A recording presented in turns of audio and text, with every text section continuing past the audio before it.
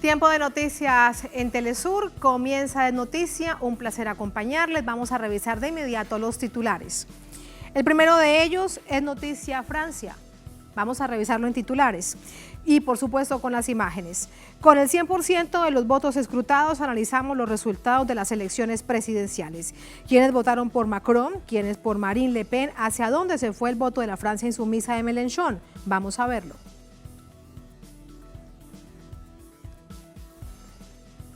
En Noticia Cuba, revisamos el titular. El ministro de Exteriores denuncia la manipulación del gobierno de Estados Unidos sobre la preparación de la próxima Cumbre de las Américas. Decide, por ejemplo, quiénes son los invitados y los enfoques temáticos. Nos preguntamos, ¿de qué le sirve a América Latina esta cumbre? Vamos a analizarlo. En Noticia Brasil, nos preguntamos lo siguiente: el poder del presidente Jair Bolsonaro radica en las fuerzas militares. Así analizamos la advertencia del Supremo Tribunal Federal sobre la intromisión del ejército en las próximas elecciones. Así inicia la noticia. Bienvenidos, bienvenidas.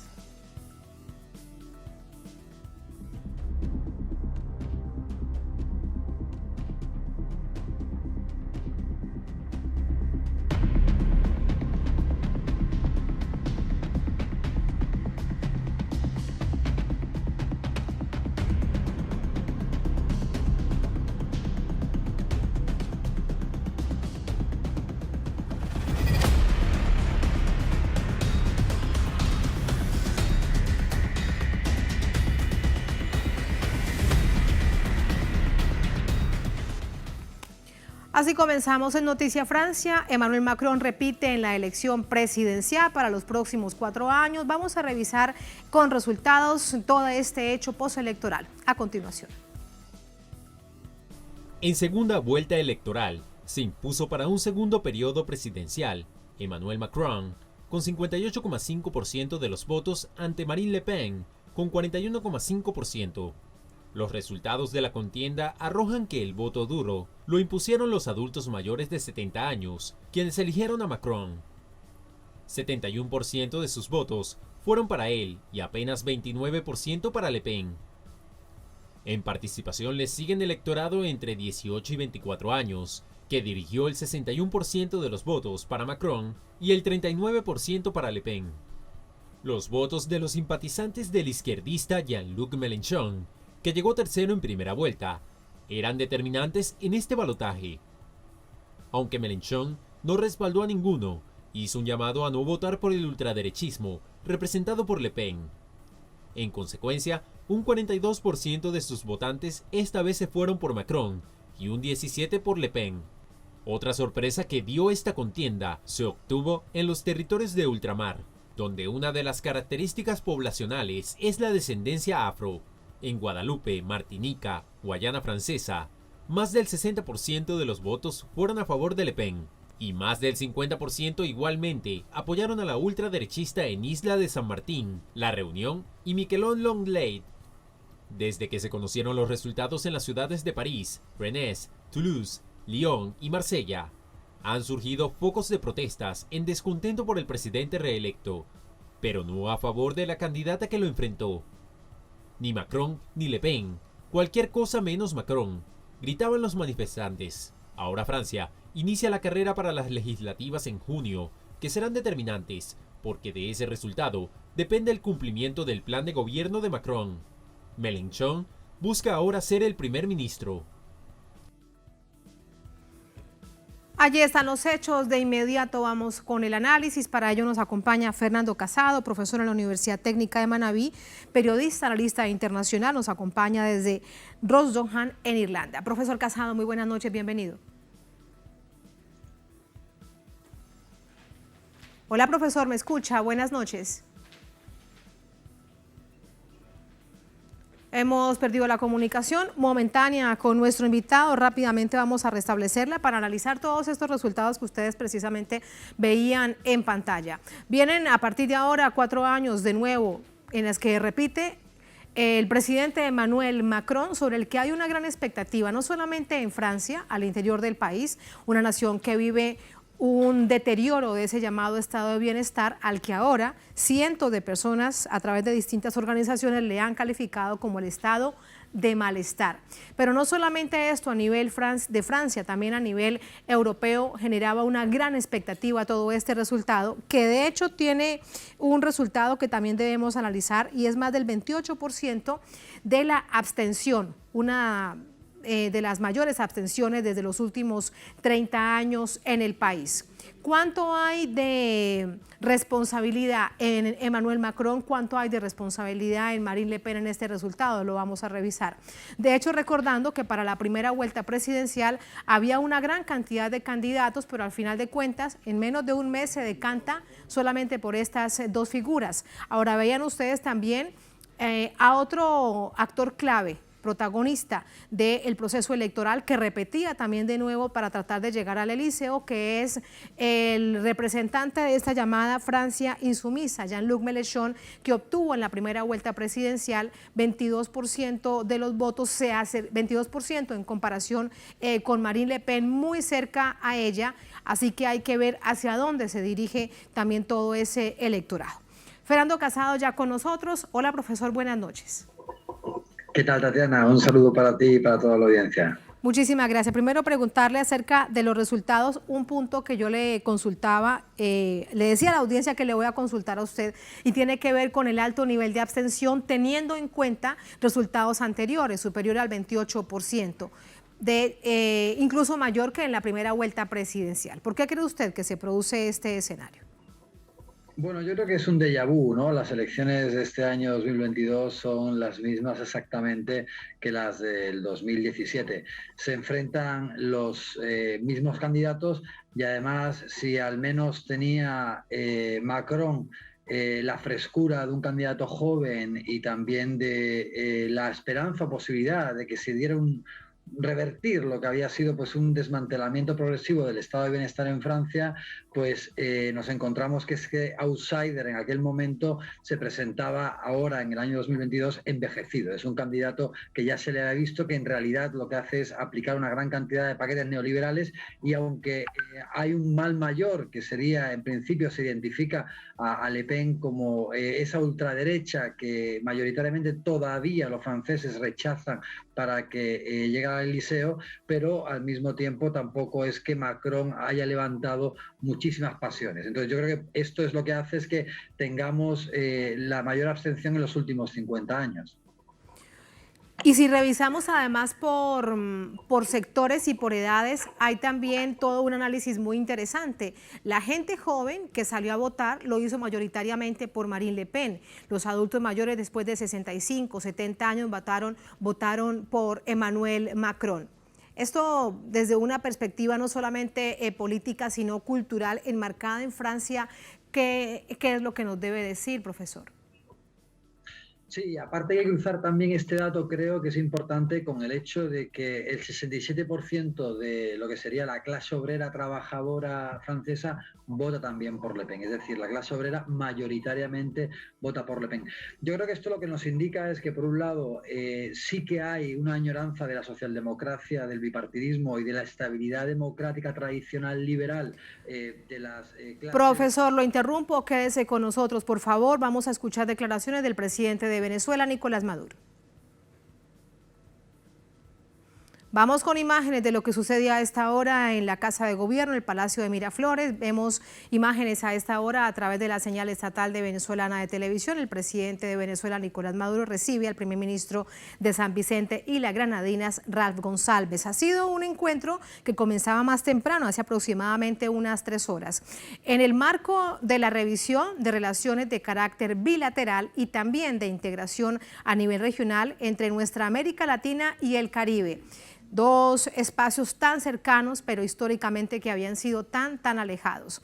Esta es una relación que se ha construido en tiempos de la Revolución Bolivariana. Ralph González, además uno de los líderes más prominentes del Caribe y también de nuestra América Latina, se despide de la Casa de Gobierno. Esperaremos si hay declaraciones. De hecho, son imágenes que se esperaban y luego veremos de manera detallada cuáles han sido parte de los detalles de esta agenda que se ha establecido, con algo muy importante que se ha estado evaluando a través del ALBA, de esta alianza, de este bloque de integración tan importante para toda nuestra región, para América Latina y el Caribe, y tiene que ver con la activación de vuelos entre Venezuela y distintas naciones del Caribe. Una de ellas tiene que ver, por ejemplo, con San Vicente y las Granadinas. Hechos enmarcados en la integración regional, donde también destaca, por ejemplo, el apoyo entre unas y otras naciones en tiempos de la pandemia de la COVID-19. Por ejemplo, el envío de medicamentos, de soportes técnicos para la COVID-19 y también de vacunas, en un papel fundamental que también ha jugado Cuba, una nación caribeña que ha acompañado todo este proceso en más de 2 años de la pandemia de la COVID-19, solidaridad a través de Cuba, por ejemplo, nación que tiene sus propias vacunas. Desde Venezuela, otro tipo de alianzas estratégicas que se han mantenido, que se tejen incluso en tiempos difíciles, en tiempos de un bloqueo criminal e ilegal por parte del gobierno de Estados Unidos. Es esta la información a esta hora, estamos muy pendientes de conocer más detalles. En tanto, vamos a continuar con el análisis. El profesor Fernando Casado sigue con nosotros. Profesor, ¿cómo está de nuevo? ¿Qué tal, Tatiana? Muy bien. Muchas gracias. Escuchando las importantes noticias de las relaciones bilaterales de Venezuela. Así es, y de la integración regional que resulta tan importante, sobre todo en espacios tan cercanos, pero históricamente tan distantes como es Venezuela y el Caribe, estas islas del Caribe además que son tan maravillosas. Profesor Casado, volviendo al tema, Francia y además en clave europea. Antes de este paréntesis yo le preguntaba acerca de ¿cómo votó la gente? Bueno, más gente joven que votó por Marine Le Pen, y eso sin duda tendrá una lectura política social, y gente mayor de 65 años pues que votó por Emmanuel Macron. Allí estábamos, lo escucho. Adelante. Sí, yo creo que además hay que cruzar ese dato con el hecho de que mayoritariamente la clase obrera también vota por Le Pen. El 67% de lo que podríamos considerar como trabajadores en Francia votan también por Le Pen. Y que yo creo que tiene que ver, por un lado, con el hecho de que la población más envejecida no es la que está sufriendo en este momento las medidas de desmantelamiento del estado de bienestar, como por ejemplo ha sido en Francia, que lo impuso Macron, la subida de la edad de jubilación después de 43 años de cotización, de 62 a 65 años de edad de jubilación. O el hecho de que ya el Estado no funciona, o mejor dicho, el gobierno no funciona como un árbitro entre la clase trabajadora y el gran capital, que era el rol que tenía históricamente el Estado socialdemócrata, sino que más bien se ha entregado a ese gran capital, y por ello también pues llaman a Macron como el presidente de los ricos. Entonces, quienes sufren esa desmantelación del estado de bienestar y la desaparición de la socialdemocracia que tanto había brillado durante tanto tiempo tras la Segunda Guerra Mundial en Francia, pues son la gente joven. Y yo creo que ellos son los que de alguna forma pues también han roto con la barrera de la demonización a la cual se ha sometido continuamente desde el Círculo Rojo, el establishment, a Le Pen, y votan por ello sin ningún tipo de complejos. Mientras que es esa población envejecida con un estatus muy superior a las generaciones que vienen detrás las que ven con mucho pavor la destrucción del statu quo o de ese estado socialdemócrata y de estado de bienestar, que ya solamente para esas personas de avanzada edad sigue siendo una realidad, ¿no? Entonces yo creo que eso es determinante, y por eso cuando cruzamos población joven con clase trabajadora vemos que mayoritariamente tratan de optar por candidaturas rupturistas, outsiders, claramente eurófobas, como es la de Le Pen. Incluso con el peligro que esto puede representar, yo lo escucho atentamente y bien recordamos que es la gente joven que no recuerda evidentemente hechos históricos como la Segunda Guerra Mundial, luego lo que significó el fascismo, tantas historias que sí deben tener mucho más presente los viejos que la gente joven. Incluso votar por aquella figura que se ha acercado a la ultraderecha, en el caso, por ejemplo, de España, de Vox, que tiene tantos tintes fascistas. A pesar de todo ello, deciden votar por Marine Le Pen. Sí, porque además quien representa ahora en estas actuales elecciones en Francia, que lo pudimos ver en la primera vuelta, a esa ultraderecha con un tinte más fascista, pues es Éric Zemmour, ¿no? O lo era Jean-Marie Le Pen, que era el padre de Marine Le Pen y que en el año 2002 se hace un absoluto cordón sanitario para que una vez que llega la segunda vuelta pues apenas se obtenga un punto porcentual más en la segunda vuelta. Es decir, ha habido un proceso de desmonización que la propia Marine Le Pen ha llevado a cabo precisamente para poder acercarse a públicos que están muy desconformes, muy descontentos con la actual situación que se vive en el país, en el que cada vez el poder adquisitivo es menor. De hecho, ella además es sobre estos temas y no tanto la identidad, ¿no? Que había sido un poco los temas predominantes del Frente Nacional y de su agrupación política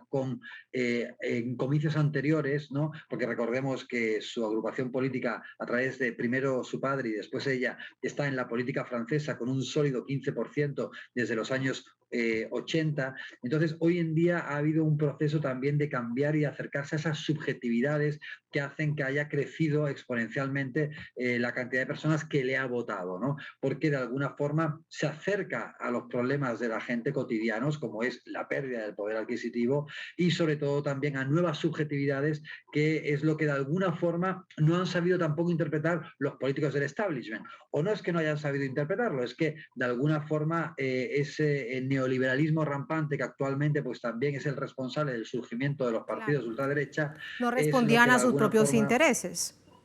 Claro, No entonces de responden, alguna forma claro, es... no responden a sus propios intereses, así que no ofrecen las posibilidades de atención necesarias para los millones de personas. Yo lo escuchaba a usted y, por ejemplo, recordaba todo el tema de los chalecos amarillos. Hubo grandes movilizaciones, pero al final de cuentas, pues se diluyeron, profesor.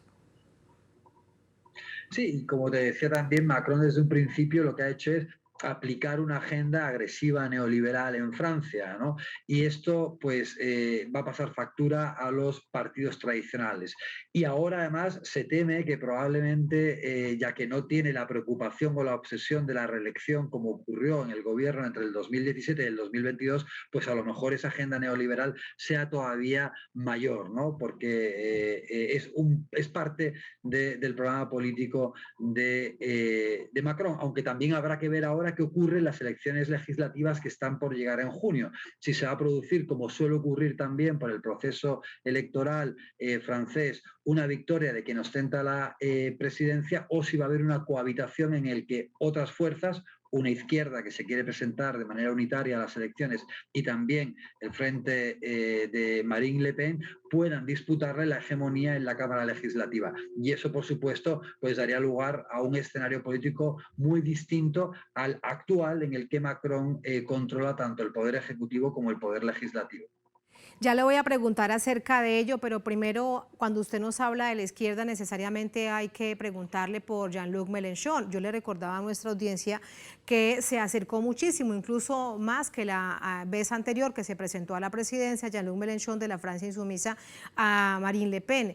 ¿Cuánto de la expresión de hoy de la movilización nacional? Veíamos carteles donde decían ni Macron ni Le Pen, no, es decir, era la expresión clara del disgusto y de la indignación por la elección. ¿Cuánto hay de esa representatividad de Jean-Luc Mélenchon?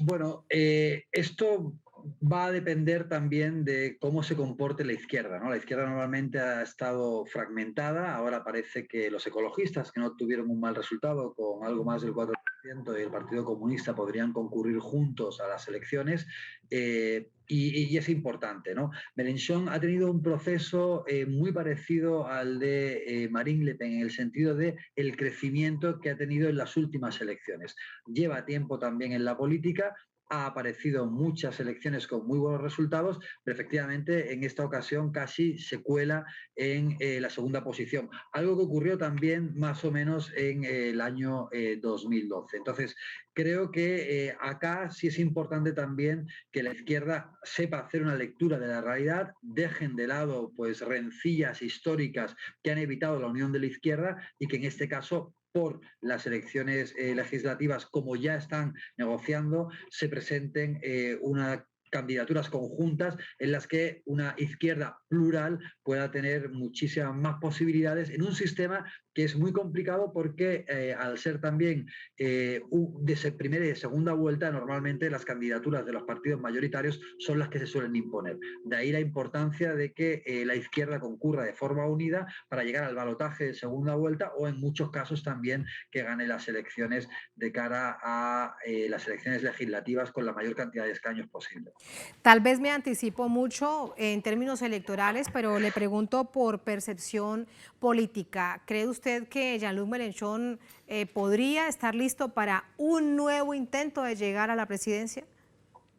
Yo diría que sí, yo diría que al igual que ha ocurrido con Marine Le Pen, las últimas elecciones refuerzan muchísimo la candidatura de Mélenchon y además demuestra claramente como el único candidato, guste o no guste al resto de las izquierdas, que puede unificar a la izquierda. Con lo cual yo creo que a pesar de su avanzada edad, se puede ver más bien como experiencia, porque ahora mismo es quien puede llevar la persona más capaz, sin duda, actualmente, de además frenar a la ultraderecha, porque en el desmoronamiento de los partidos tradicionales se van a enfrentar dos modelos antagónicos y en ese sentido, pues obviamente es mucho más importante si una izquierda unida se presenta frente a la ultraderecha.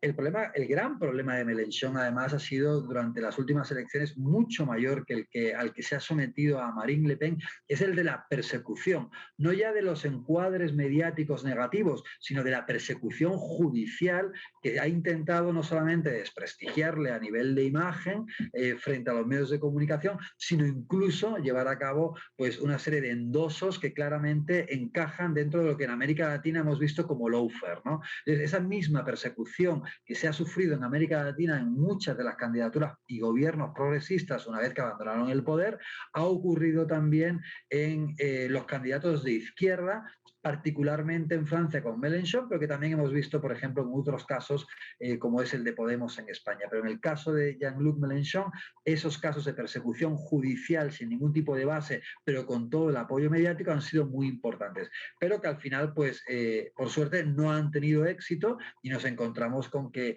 es al mismo tiempo que el mayor peligro histórico de que Le Pen pueda llegar a la presidencia, también el mayor momento de la historia reciente francesa en el que una candidatura de una izquierda real pueda también disputar la presidencia en un país tan importante como Francia. Imagínese usted, en todo caso, muy interesante lo que viene para el país. Ahora, profesor, en clave europea, lo que significa Macron en un momento muy complejo para, no solamente para la Unión Europea, para los europeos en general. La situación en Ucrania, la altísima inflación, la crisis en general económica, cada país con sus distintos matices, pero todo esto lo que significa esta elección de Macron en ese contexto tan complejo que vive Europa. Macron significa la continuidad de la institucionalidad y el status quo existente actualmente en Europa, ¿no? Es decir, tanto desde Bruselas y desde las instituciones de la Unión Europea como del resto de los partidos del entorno, en donde hay un cierto empuje de los partidos socialdemócratas, como ocurre en España, como ocurre en Alemania con gobiernos de centro-izquierda o de centro. La victoria de Macron da mucha tranquilidad porque las políticas actuales van a continuar, lo cual en realidad pues es una agonía, es alargar la agonía en muchos sentidos, ¿no? En el sentido de que se van a seguir, pues pese a que Francia suele ser un país díscolo dentro de la Unión Europea de cara a las políticas de los Estados Unidos, pero se va a seguir con la continuidad de las políticas de los Estados Unidos en la Unión Europea, en el sentido de que se le va a seguir haciendo el juego a Estados Unidos, como ocurre el entrampamiento y el problemón en el que se ha metido la Unión Europea en el conflicto con Rusia y con también haber avasallado hasta las fronteras de Ucrania con la OTAN, y que ha llevado a este conflicto que está sufriendo ahora toda Europa y toda la ciudadanía europea, no solamente el desastre que está ocurriendo a lo interno de Ucrania. Y esto habría sido completamente distinto en caso de haber ganado Le Pen, ¿no? Porque recordemos que Le Pen sí, desde esa posición identitaria, alegaba que había que hacer una especie de Brexit, ¿no? O un Brexit tibio, en el sentido de que ella aboga por transformar, es una euroscéptica y aboga por transformar la actual Unión Europea en una especie de alianza de naciones en las que los vínculos sean mucho menores, ¿no? Es también claramente en su programa político una persona que tiene una grandísima desconfianza a las relaciones y vínculos con Alemania, y aboga, por ejemplo, por romper con muchos de los acuerdos con Alemania, como por ejemplo el de los militares actualmente de cooperación bilateral, que llegó incluso a acusar a Macron en el último gobierno de estar entregando por piezas a Francia, y entre ellas la Alsacia, a Alemania, y eso sí habría sido un detonante muy distinto. También aboga Le Pen por una relación mucho más autónoma de Francia, y de esa forma pues poder entablar otro tipo de diálogos y relaciones con Rusia, incluso durante el proceso de conflictividad y agresión que se está viviendo actualmente. Y en ese sentido pues respira con mucha tranquilidad tanto Alemania como el resto de los países del entorno europeo, porque no es lo mismo que Polonia o de Hungría tengan una posición euroescéptica a que lo haga Francia, que es uno de los partidos centrales y el motor que le queda a la Unión Europea junto con Alemania, ¿no? Entonces, en este sentido, pues continúa el statu quo actual a la espera de lo que pueda pasar en las próximas elecciones, porque o Le Pen sigue en este empuje en el que a la tercera va la vencida y ganaría las elecciones del 2027, o otras candidaturas que también ven con malos ojos la actuación actual de la Unión Europea, precisamente porque además no solamente es una alianza que apoya a la OTAN, sino que además ya ha metido en un problema importante a Europa y a los países y ciudadanos de la Unión Europea, sino porque además es una institución que sistemáticamente aplica medidas neoliberales que están desmantelando ese sistema de bienestar europeo, que hoy en día es casi que una añoranza la famosa socialdemocracia europea. Por todo esto, entonces, va a ser mucho más complejo, diríamos hasta incierta, la misma situación de resolución de la cantidad de conflictos que hay en Europa. Sí vemos lo que sucede en Francia solamente, porque si vemos, por ejemplo, el coletazo que puede dar en España, pues ante las acciones que toma el presidente Pedro Sánchez, el presidente del gobierno, veremos que no hay ningún distanciamiento entonces de las decisiones que se toman, muy aliadas, muy cercanas a los dictámenes del gobierno de Estados Unidos, profesor. Claro, ese es un gran problema que sufre Europa, y que parece no darse cuenta de el gran mal que le provoca seguir los designios continuamente a Estados Unidos, ¿no? No darse cuenta de que a Estados Unidos lo que le importa es que no exista una integración euroasiática, o más bien incluso no le interesa ni que siquiera exista una Unión Europea realmente integrada, porque eso obviamente debilita la dependencia histórica desde el Plan Marshall que tiene desde la Segunda Guerra Mundial Europa respecto a los Estados Unidos, ¿no? Entonces, ese es un gran problema que tiene la Unión Europea a nivel de política exterior, y sobre todo también por pertenecer a la OTAN, una organización que tras la caída del muro de Berlín no tenía ningún sentido mantener. Entonces, eso es un lastre que no se va a lograr zafar. Pero después también la Unión Europea tiene otro tipo de problemas que tienen que ver precisamente con la imposición de estas medidas neoliberales que de manera paulatina desmantelan el sistema de bienestar europeo. Hemos hablado, por ejemplo, en el caso de Francia, del incremento de la edad de jubilación, también una serie de condicionamientos que ha puesto para la renta básica universal, o el equivalente a renta básica universal que tienen en Francia de 575 euros, condicionándolo a que las personas trabajaran o estudiaran entre 15 y 20 horas, y que dificultan el acceso a serie de programas sociales, la negación continua de Macron de imponer a las mayores a las mayores fortunas nuevos impuestos para una mejor redistribución de la riqueza, y todo esto pues también de alguna manera siempre es defendido por parte de la Unión Europea. Entonces esto es lo que es el caldo de cultivo perfecto, por un lado, para la conflictividad social que hemos podido ver en Francia y en Europa en los últimos años, pero sobre todo el surgimiento como setas en otoño de partidos ultraderecha a lo largo y ancho de Europa. Es decir, cada vez tienen menor fuerza aquel bipartidismo que se había alternado en el poder entre el centro derecha y el centro izquierda, y cada vez surgen mayores desafíos para el propio sistema democrático liberal, ¿no? Lo hemos visto en Alemania, que son la tercera fuerza, lo vemos ahora en Francia, que tienen un sólido segundo puesto, en España ya son la tercera fuerza, y así ocurre en todos los países, incluso en los países nórdicos, en donde han llegado a ser gobierno con la derecha tradicional, la nueva ultraderecha. Entonces, esto puede terminar muy mal, porque si en algún momento hay una masa crítica de gobiernos que pudieran llegar a ser de ultraderecha, no sabemos hacia dónde apuntaría el futuro de Europa. Pues muy delicado y peligroso todo esto que usted además nos dice, viendo solamente lo que sucede en Francia y en ese contexto europeo, pues, ¿qué dirán los pueblos, profesor? Muy complicado el escenario. Muchísimas gracias por el análisis. Muy buenas noches. Gracias, Tatiana, por la invitación siempre. Muy buenas noches, gracias. Así vamos a la primera pausa en esta emisión de Es Noticia. Al volver en Noticia Cuba, el ministro de Exteriores denuncia la manipulación del gobierno de Estados Unidos sobre la preparación de la próxima Cumbre de las Américas. Decide, por ejemplo, según la denuncia, quiénes son los invitados.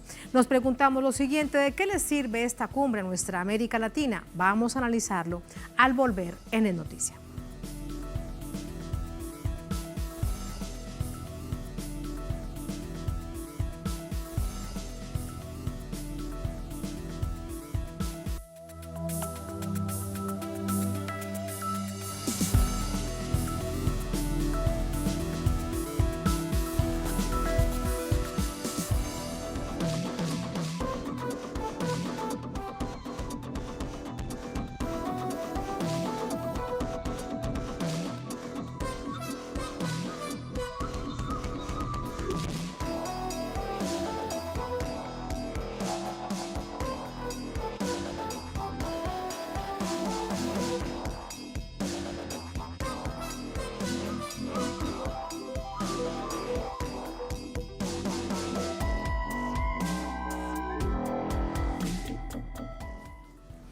En Noticia Cuba, el canciller de esta nación, Bruno Rodríguez, denunció la pretensión de Estados Unidos de excluir a su país, a este país caribeño, de la novena Cumbre de las Américas.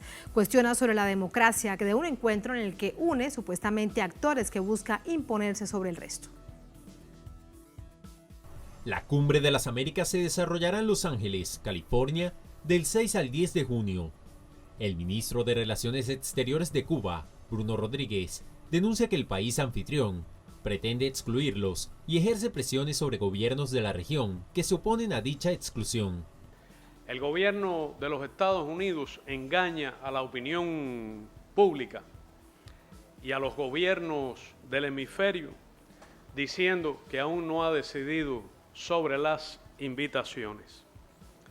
Insto respetuosamente al secretario de Estado Blinken a que diga de manera honesta si Cuba será invitada o no a la novena Cumbre de las Américas. La Cumbre de las Américas es la única reunión que congrega a los líderes de América del Norte, América del Sur, América Central y el Caribe.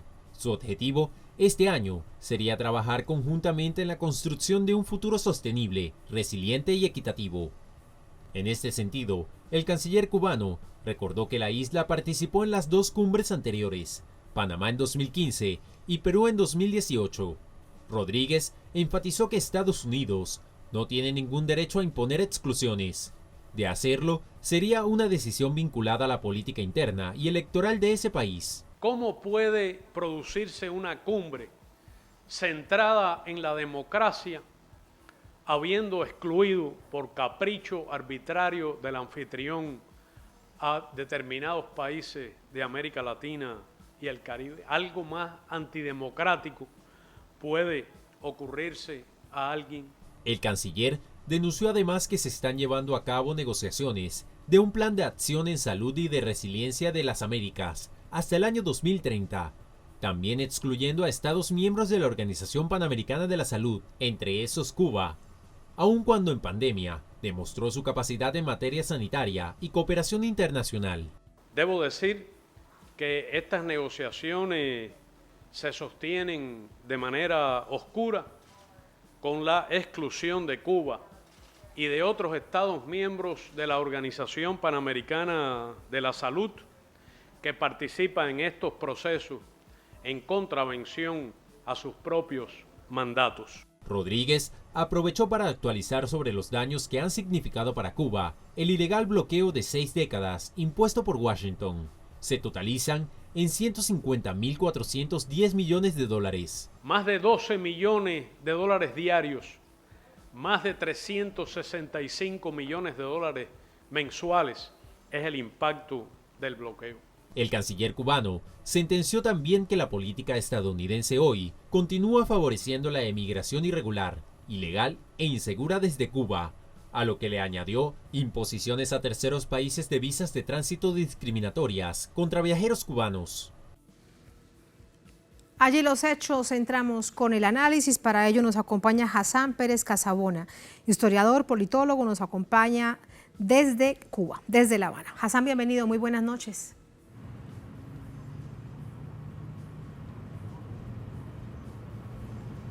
Buenas noches, Tatiana, un gran abrazo para ti y para toda la teleaudiencia de Telesur.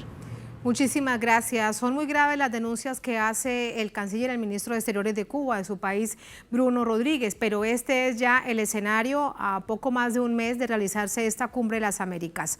¿Para qué esta Cumbre de las Américas? ¿De qué nos sirve? De hecho, es parte de la primera pregunta que planteábamos en titulares y antes de la pausa. ¿Para qué esta Cumbre de las Américas para nuestra América Latina y el Caribe?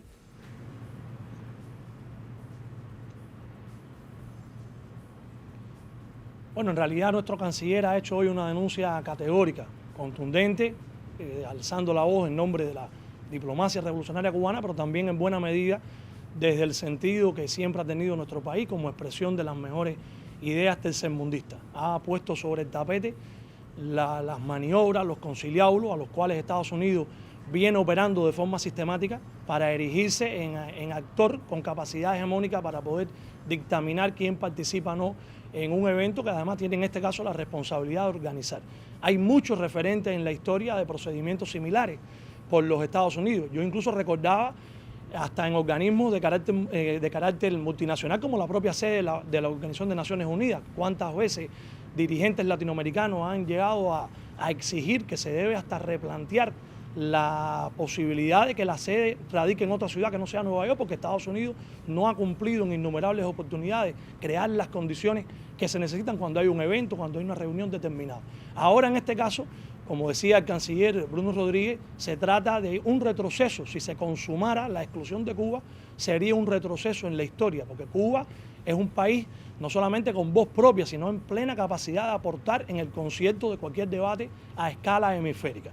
Eso es una realidad incontrastable, así ocurrió en las citas del año 2015 en Ciudad de Panamá y la del 2018 en Lima, donde nuestro país, con la hidalguía, con la capacidad también de articular nuestras propuestas y sin plegarnos a ningún tipo de presión, ni de chantaje, ni de medida coercitiva, fue capaz de llevar adelante razonamientos de materia de índole política, pero sobre cualquier temática. Llama todavía más la atención que incluso se diga que una de las temáticas fundamentales para este momento guarda relación con cuestiones vinculadas con la salud, con la ejecutoria impresionante que la mayor de las Antillas ha venido desarrollando en este asunto desde comienzo de la década del 60.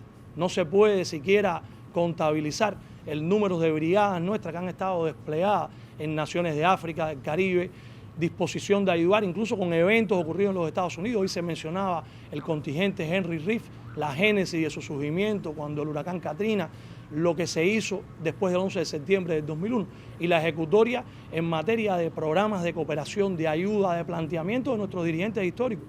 El comandante jefe Fidel Castro en la cumbre del cincuentenario de las Naciones Unidas en el año 95 y también en la cumbre del milenio del 2000 planteó programas concretos en los cuales Cuba estaba en disposición de ayudar, por ejemplo, en la lucha contra el SIDA. Y si recordamos la experiencia en el combate contra la epidemia del ébola en el 2014 en el África Occidental, luego del llamado que le hicieran a las autoridades cubanas los dirigentes en ese momento de la Organización Mundial de la Salud, bueno, también fue impresionante. Incluso es una lección que el gobierno de los Estados Unidos debería aprender cuando Cuba, también de conjunto con médicos que representan a distintas organizaciones estadounidenses, trabajaron sobre el terreno en África y demostraron que se podían lograr avances en el contexto del camino que se iniciaba entonces el restablecimiento de relaciones diplomáticas. Es decir, en resumen, Tatiana, Estados Unidos una vez más, con su arrogancia, su prepotencia imperial, con su visión monroísta de querer erigirse en el actor en capacidad de decir quién tiene una buena o mala conducta, un país que además no tiene la más mínima capacidad moral para sentar pauta ni en materia de derechos humanos ni en ninguna de estas cuestiones, pretende aislar a Cuba del concierto internacional. Y bueno, hoy se ha lanzado esta denuncia contundente con hechos, y la opinión pública tiene el deber también de examinar estos planteamientos, y como decía el canciller cubano, de forma respetuosa pero enérgica, el secretario de Estado Blinken debe responder. Aspiramos a que responda de manera enérgica cuál es la verdadera, es decir, lo que está tras bambalinas, y cuál es la posición con relación a invitar o no a nuestro país a participar en esta 9ª Cumbre de las Américas. Porque de hecho es una pregunta incluso de casi que de sentido común. ¿Por qué un intento de una acción frustrada de aislar a Cuba cuando está tan presente en todo el concierto mundial, internacional, en Europa, en tantas partes del mundo, a través de todas las acciones diplomáticas, de salud, de educación? Es decir, es mucho en todos estos años. Uno entonces lo que plantea es si es que hay verdaderamente una agenda oculta que estén tratando de presionar a otros países contra Cuba.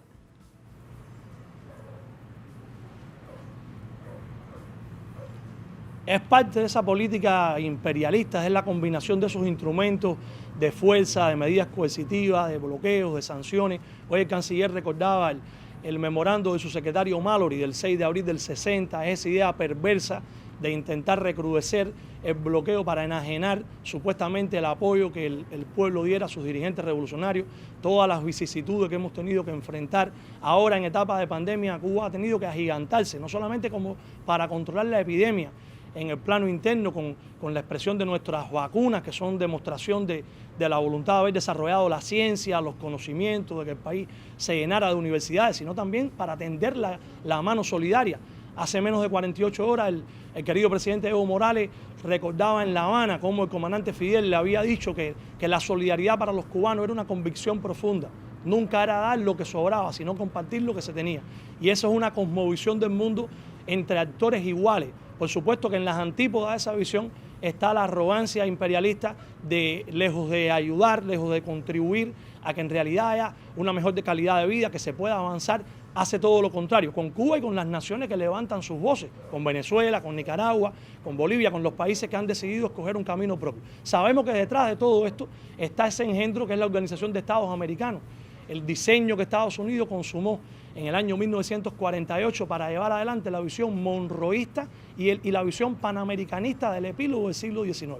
Estados Unidos con la OEA lograba articular un brazo para que todas las naciones de la región del hemisferio estuvieran subordinadas a la mirada del Departamento de Estado, tuvieran a Washington como epicentro de sus decisiones. Y la Revolución Cubana, sabemos también, y esa es la evidencia histórica, y lo que nos permite la alegría de hablar con voz propia, vino a quebrar ese modelo. La Revolución Cubana, antes de declarar su carácter socialista, ya con su propio triunfo del 1 de enero del 59, vino a quebrar porque demostraba que a partir de ese momento, y luego se crearía el Ministerio de Relaciones Exteriores, por ejemplo, el 23 de diciembre de ese año, bajo la genialidad de esa figura imborrable también, extraordinaria que fue Raúl Roa, y también, bueno, la ascendencia del comandante, de Raúl, del Che, pero la revolución vino a demostrar desde su propio triunfo que iba a tener voz propia en los escenarios internacionales. Y eso es lo que Estados Unidos jamás ha tolerado. Lo que pasa que del lado nuestro, bueno, hemos sabido andar con nuestros pasos, rectificar nuestros errores, encarar los desafíos, no amedrentarnos ante las dificultades. Hoy es una expresión también de esa voluntad. Siempre hemos tenido la voluntad constructiva del diálogo. Los 25 últimos meses en el contexto del acercamiento durante la administración Obama y la firma, por ejemplo, de 23 acuerdos de memorandos de entendimiento, se demostró que hay un camino si se tratan las cosas con respeto, si Estados Unidos se despoja de esa pretensión visceral en sus entrañas de querer considerar a los demás como actores menores. Cuba jamás aceptará, en primer lugar, porque tenemos una revolución socialista y un pueblo que es el pueblo que está en el poder. Yo creo que hay preguntas que tienen que responder las autoridades estadounidenses, hay también batallas que hay que dar desde la opinión pública, de los sectores académicos. Ahora mismo, por estos días, Cuba es un hervidero de ideas, la Feria Internacional del Libro, dedicada a ese país hermano que es México, una fiesta de las letras, de los conocimientos, de la cultura. Se ha anunciado también que en pocos días, por ejemplo, la Feria Internacional del Libro de Buenos Aires va a estar dedicada a homenajear a Cuba, a La Habana. Habrá una importante delegación de artistas e intelectuales cubanos. Nuestro país está donde quiera, con humildad. Yo recordaba, escuchando hoy al canciller, aquella idea de nuestro héroe nacional, José Martí. Cuba no anda de pedigüeña por el mundo, anda de hermana. Y al salvar se salva, y quien se levanta con Cuba se levanta para todos los tiempos. Nosotros hemos echado rodillas en tierra con las causas de los desposeídos, de las naciones pobres, y sabemos que tenemos también infinidad, no se pueden contar los amigos que tenemos en el mundo, y por eso el valor de esta denuncia, también para alertar esa manera de proceder perversa, esa manera donde hay un sentido pérfido del chantaje, de querer presionar a los que respaldan, y vinieron a nuestra memoria, por ejemplo, las imágenes del comandante Chávez en la cumbre de Puerto España del 2009, cuando le entregó a Obama las venas abiertas, y vinieron también las imágenes del comandante Chávez, el presidente Correa, el presidente Evo, cuando dejaron claro que Cuba tenía que reinsertarse en estos mecanismos. Y eso pudo hacerse realidad, como decíamos, en la cumbre de Panamá y en la cumbre de Lima. En la de Panamá quedó para la historia la brillante pieza oratoria que presentó ahí el general de ejército, compadre Raúl, que hizo un análisis ponderado, con energía, pero lleno de argumentos, de la voluntad de Cuba de avanzar, pero al mismo tiempo de su capacidad de no doblegarnos, de resistir y de que la revolución siguiera abriéndose paso. Así que esos son los sentimientos que nos generan la presentación hecha en la mañana de hoy por el canciller, y bueno, hay que estar atento a la evolución de las noticias, y ojalá las autoridades del Departamento de Estado tengan el buen tino de responder ese emplazamiento que se ha hecho desde el respeto, pero con toda la energía que han presentado nuestra Cancillería. Muchísimas gracias por el análisis, Hassan. Muy buenas noches. Además, por esa síntesis de hechos históricos. Muchas gracias, buenas noches. Un abrazo para ti, Tatiana. Muchas gracias.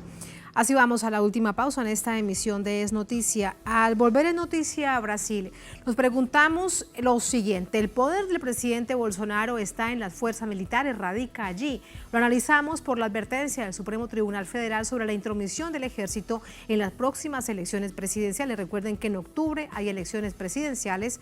Luis Ignacio Lula da Silva encabeza todas las encuestas. Vamos a analizarlo al volver en Es Noticia.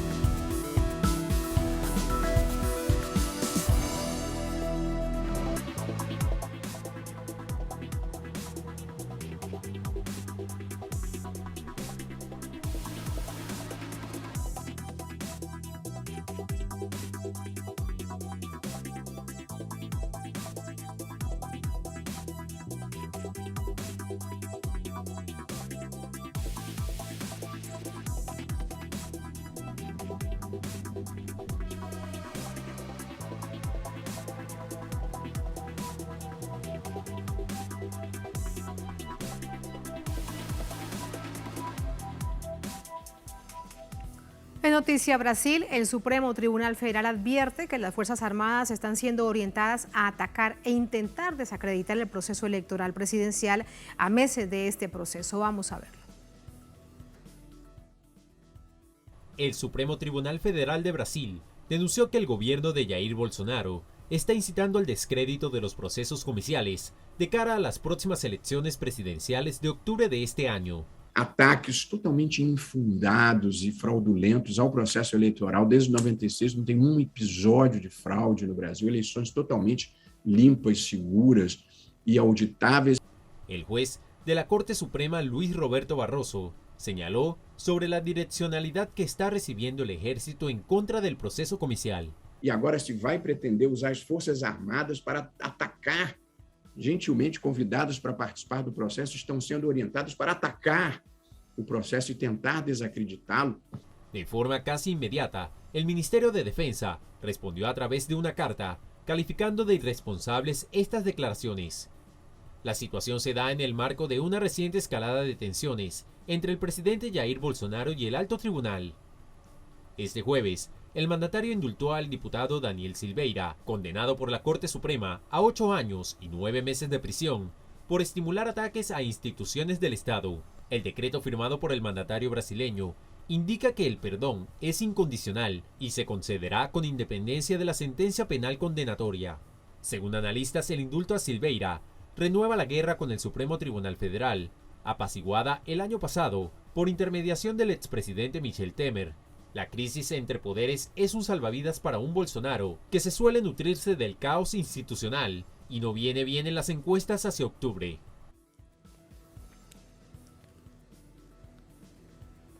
Allí los hechos, sumamos información a esta hora desde Minas Gerais, nos conectamos con nuestro corresponsal Nacho Lemos. Nacho, muy buenas noches. Quiero preguntarte en este contexto más reacciones, más aspectos para tener en cuenta en un asunto tan complejo como esa advertencia que se hace desde un magistrado, desde un ministro, como le llaman ustedes, de la máxima autoridad judicial del país.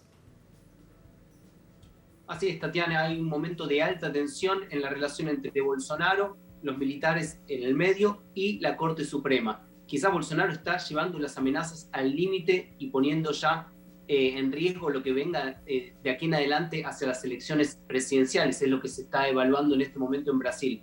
Hubo declaraciones, las últimas fueron de el ministro también de la Corte Suprema, Edson Fachin, que aseguró que atacar a la justicia electoral es atacar a la democracia. Una nueva manifestación por parte de la Corte Suprema en rechazo a estos ataques que ya han sido sistemáticos por parte del gobierno de Bolsonaro y de los sectores allegados al presidente brasileño. Hay que recordar que el año pasado hubo también una escalada en la tensión entre la Corte Suprema y Jair Bolsonaro, cuando Bolsonaro desacreditaba el proceso electoral, quería que Brasil vuelva a utilizar un sistema de votación impresa, retirar el voto electrónico en Brasil, un sistema que ha sido, hasta el momento no ha dado problemas, según señalan los ministros de la Corte Suprema, y no habría razones para cambiar el sistema electoral en estos momentos en Brasil.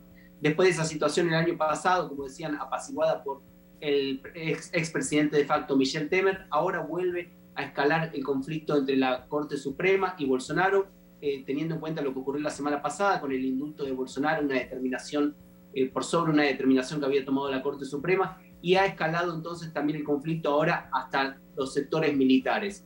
Lo que se está evaluando en Brasil es que justamente el gobierno de Bolsonaro viene sufriendo bajas en las encuestas. En Brasil se habla prácticamente o exclusivamente del hambre que está sufriendo la población en esta salida de pandemia, con una inflación alta en el precio de los alimentos, alta en el precio de los combustibles, y la pauta en los principales medios de comunicación comienza a ser ahora la guerra entre Bolsonaro y la Corte Suprema y no la cuestión social, que es lo que más afecta a la población y lo que más se habla en las calles en Brasil. Entonces quizás teniendo en cuenta un Bolsonaro que históricamente ya hemos visto cómo se nutre de las guerras institucionales, quizás correr de pauta lo que está ocurriendo en las calles en Brasil y colocar una nueva guerra con la Corte Suprema de resultados para Bolsonaro que se ve mal en las encuestas, Tatiana. Tal vez una cortina de humo, pero no deja de ser un asunto muy peligroso. Gracias, Nacho. Buenas noches. Buenas noches. Gracias a ustedes por habernos acompañado. Ponemos punto final a esta emisión de Noticia. Será hasta mañana. Un placer. Sigan con nosotros.